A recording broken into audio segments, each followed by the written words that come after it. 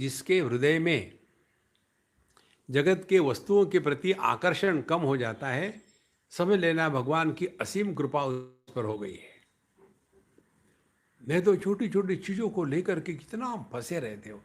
वस्तुओं का संग्रह करना, इसका कोई अंत नहीं है। देखो, इसीलिए जैसे जैसे ये सूक्ष्मता होती है ज्ञान की, वैसे वैसे व्यक्ति जगत से उपरत होने लग जाता है। जगत से उपरत होना माने मृत्यु से दूर जाना। फिर हमारे लिए जन्म मृत्यु नहीं रहता। देखो, जैसे जब बालक माँ के गर्भ में होता है और जब बाहर आता है, उसके साथ क्या क्या बाहर आता है? उसके साथ एक चीज आती है, वो हमको दिखती नहीं, आती है लेकिन हर एक बालक के साथ, और वो है उसकी मृत्यु।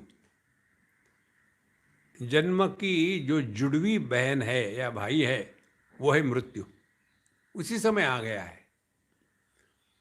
लेकिन फिर धीरे धीरे हम फिर देहात्म भाव, फिर दुनिया की दुनियादारी, फंसते फंसते उसमें इतना फंस जाते हैं कि अपना जो साथी आया था माँ के गर्भ से, उसको ही भूल गए। लेकिन वो नहीं भूलेगा अपने को। देखो महाराज, और इसीलिए मृत्यु का स्वीकार करना माने जगत के प्रति, वस्तु के प्रति, व्यक्तियों के प्रति जो आकर्षण है, वो सहज रूप से समाप्त हो जाना। देखो, तो यदि हमारा आकर्षण जगत के प्रति समाप्त हो गया या समाप्त हो रहा, तो धीरे धीरे व्यक्ति अपने आप में प्रसन्न रहने लग जाता है।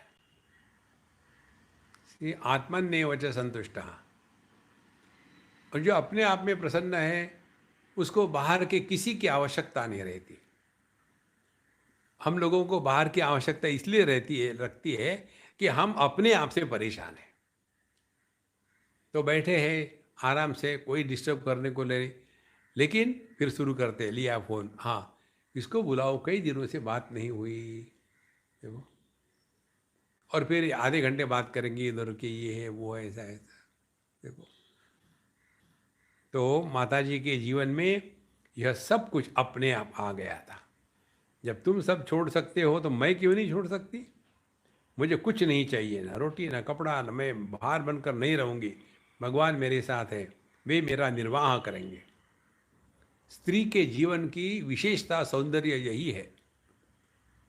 स्त्री जितना समर्पण कर सकती है, उतना समर्पण पुरुष नहीं कर सकता। देखो, और अपने आप को पूरा प्रभु के चरणों में समर्पित कर देना, ये जितने आसानी से मीराबाई को हुआ था, उतने ही आसानी से अम्मा को हुआ है, इनके स्वामी जी के माँ को।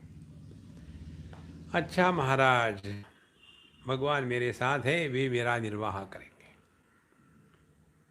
और ये अनुभव हमारे हर एक के जीवन में होता है। भगवान सभी को मदद करते हैं, फर्क इतना ही है हम उनकी मदद को पहचानते नहीं, और साधु संत पहचान लेते हैं। तो हमको भगवान की मदद को, भगवान के अनुग्रह को पहचानना माने क्या करना है? अब बताइए। अरे बड़ा सिंपल है भाई, एक बहुत सिंपल है। क्या? हमारे जीवन में जो भी घट रहा है, ये भगवान का अनुग्रह है, हो गया खत्म।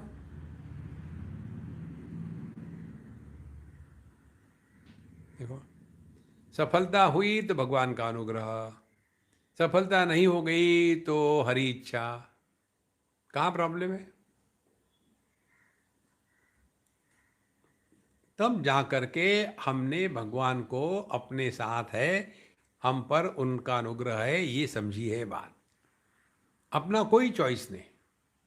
अपनी इच्छा को मिटाने का तात्पर्य भगवान की इच्छा को स्वीकार करना।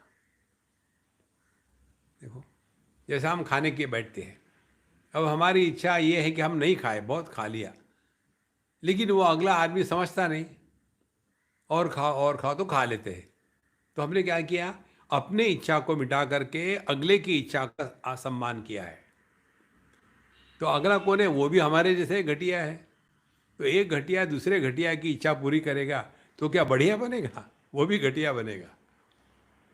उसके स्थान पर यदि अपनी इच्छा को हरि इच्छा में मिला दे तो जीवन में आमूलाग्र परिवर्तन आ जाता है। देखो महाराज, हमारा उद्धार किसमें है, हमसे ज्यादा प्रभु जानते हैं।